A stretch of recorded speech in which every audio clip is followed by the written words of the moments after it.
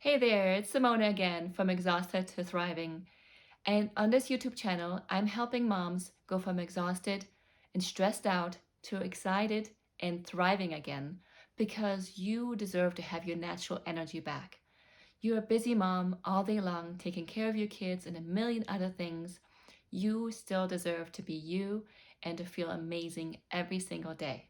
So I'm here with you with another amazing video today that's all about helping you take a break as a mom, even when you don't have the money to pay for a sitter. Because it's so important to take a break every single day and to meet your daily needs, your physical needs, your emotional needs. It's so crucial that we keep up with those needs, especially if we're healing from chronic stress and exhaustion, which I was experiencing myself a few years back when my kids were young. And so here I want to share some tips and tricks with you today. So tip number one is wake up before your kids. So this is a big one because even a 15 or 20 minutes will really make a big difference.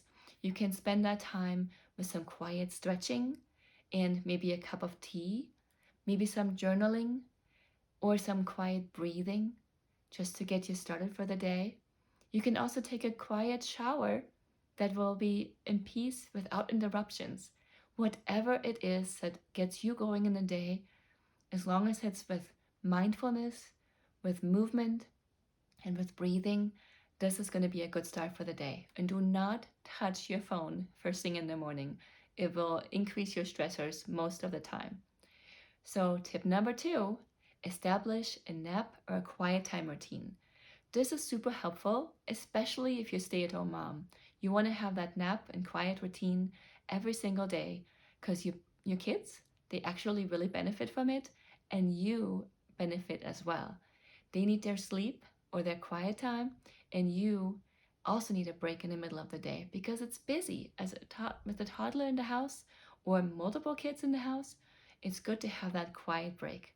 So an hour and a half or even an hour, anytime that you can carve out where your kids can be in their room with quiet activities, maybe with some books if they don't read anymore, if they don't sleep anymore, then this will be a great time to take a break. Then tip number three, you want to put your kids to bed early. This is super helpful, not only for your kids, but also for you, because it gives you a chance to calm down after a busy day, to wind down, have your own bedtime routine. And your kids usually need 10 to 12 hours of sleep when they're toddlers or preschoolers. So an 8 o'clock bedtime is a good bedtime for them to get sufficient sleep.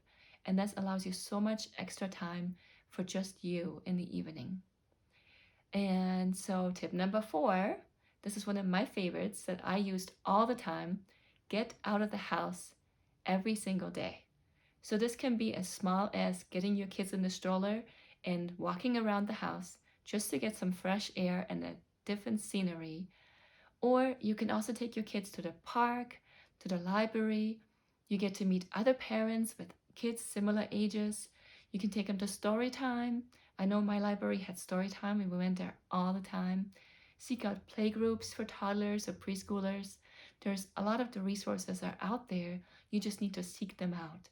And this is how you can connect with other moms and other parents as well, so that you're not so isolated all the time.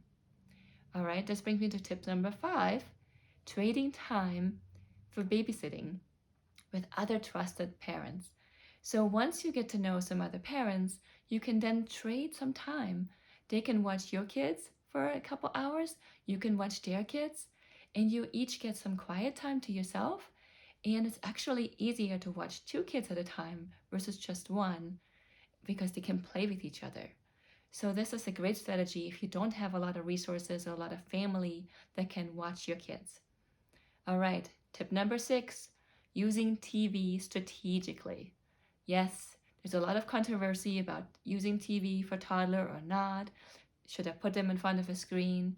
I say yes if you need to do it in a certain time. So if you need to get your groceries unpacked, or if you need to get dinner on the table and not be interrupted to make that happen, then it's okay to use TV because you're using it for something important. So get that a little show out, maybe YouTube, um, put on some Daniel Tiger or something similar that's kid appropriate. Let them watch their show and you can get done what you need to get done. And then last tip that I have for you is ask for help or delegate tasks. So this can be really hard to do as a parent, but it's really important that we do it because sometimes people want to help, they don't know how to ask and how to know how much help you need. And kids do better when they're growing up with other adults around too. So ask for help when you need somebody to pick up your older child from school so that you can be with your younger child. Or maybe you can ask a neighbor for help, or a church member, or a friend, anyone that you trust enough to watch your child or to help you out. This can be a really great strategy because it allows you to have a community of people helping you out. Kids do better when they're growing up in a community. That's how we're designed to be raising kids, not by ourselves. So I hope this helps you out. And I want to summarize and recap the 7 strategies that I listed just now. So, tip number 1, wake up early before your kids. Tip number 2, establish a nap or quiet time routine. Number 3, put your kids down to bed early. Tip number 4, get out of the house with your kids. Number 5, trade time with other parents. Number 6, use TV strategically. And number 7, ask for help or delegate tasks. So you really want to do that. Those 7 strategies, kind of rotate between them and use them to your benefit so that you can get some rest, some recharging time, some time for exercise, for movement, for spending time with a friend, whatever you need to do to really heal and recharge. And I have a lot more information about this in my coaching program.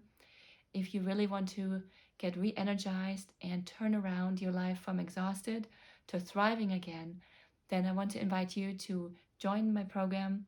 Sign up for a free consultation on my website. I posted a link below so you can sign up easily and we can find out if you would be a good fit for my program so I can help you really regain your life, regain your natural energy, and move from surviving to thriving again. I hope to see you there. Bye now.